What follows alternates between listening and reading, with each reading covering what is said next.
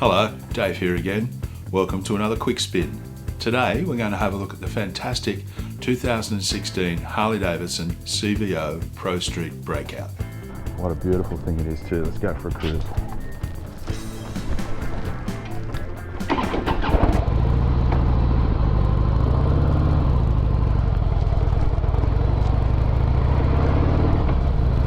The first thing you notice about this bike is just how absolutely stunning it looks.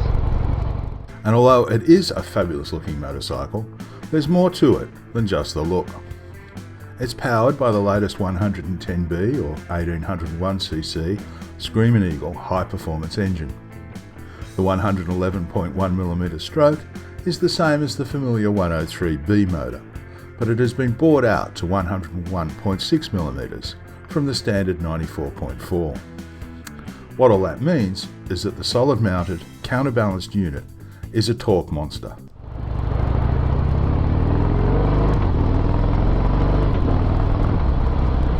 Gets up to operating speed with effortless ease.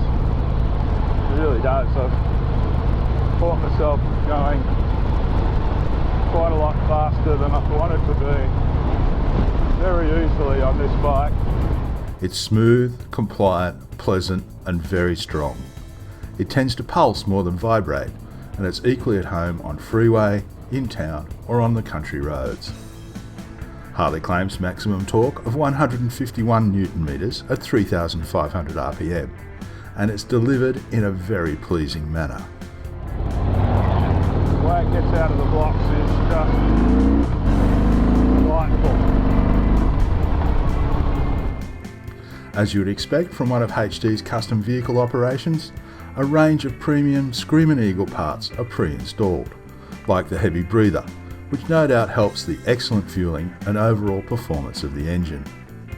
The blacked out staggered exhaust system produces quite a pleasant note, but it is 2016 compliance friendly, read relatively quiet.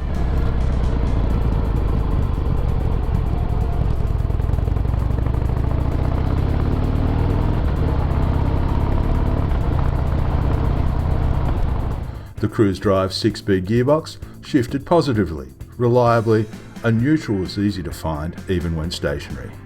It's also fitted with a wet assist slipper clutch that I didn't bring into play during the test at all.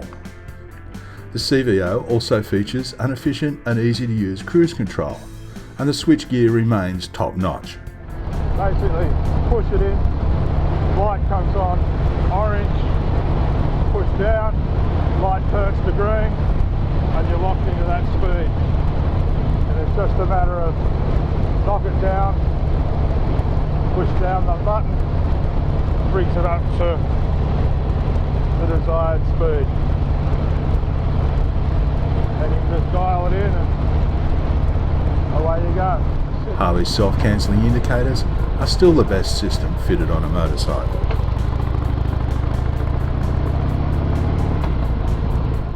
The frame is the same reliable softail we're familiar with, but the 110 cube power plant and all the CVO goodies added make for a truly lust-worthy bike. Things like the foot pegs, grips and general bling are from the top shelf of the accessory catalogue, and it's often the little touches that I found noteworthy. The hand grips, for example, are amongst the most comfortable I've used. Even the luxury keyless security fob on the Breakout is classy. Pegs, the grips. These grips, I know you don't normally talk about grips on a bike, but these hand grips are the most comfortable I've ever used. They've got like a chamfered edge underneath the bottom, and they really just fit your hand perfectly. Your fingertips fit into a flat spot. They really are quite noteworthy.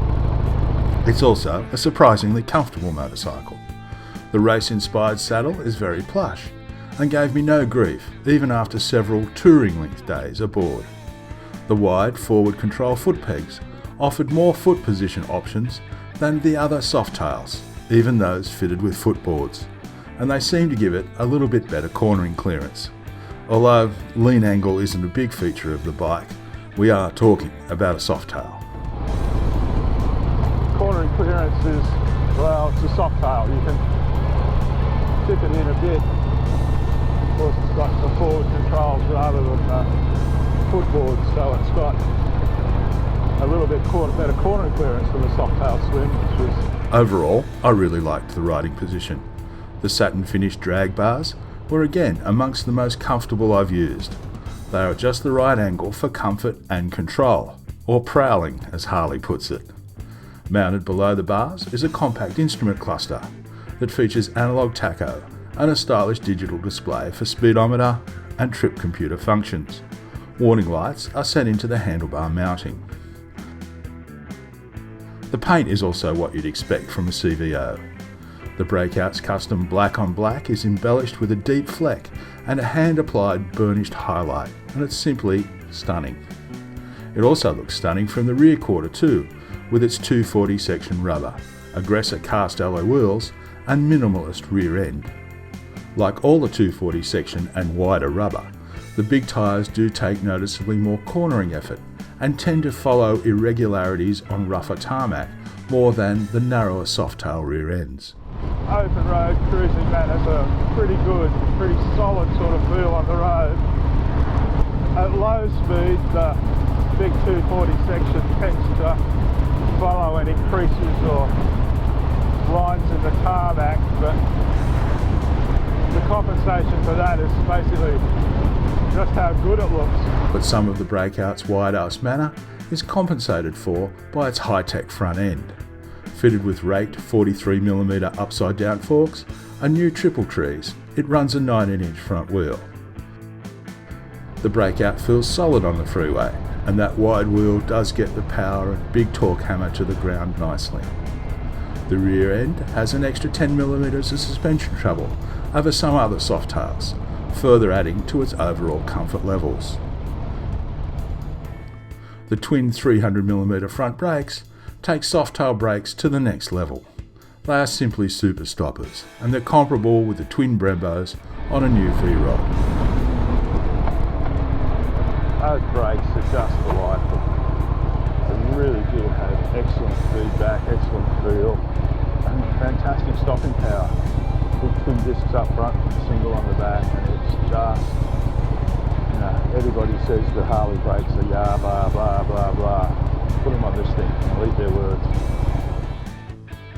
It's just a magnificent machine to sit astride. That saddle, the LED headlights, the trick instruments, the custom paint, the wheels, the gloss, the slipper clutch, and all the other CVO niceties that come pre-installed contribute to its $42,495 Australian price. But then, it is a rather special motorcycle to ride and to look at.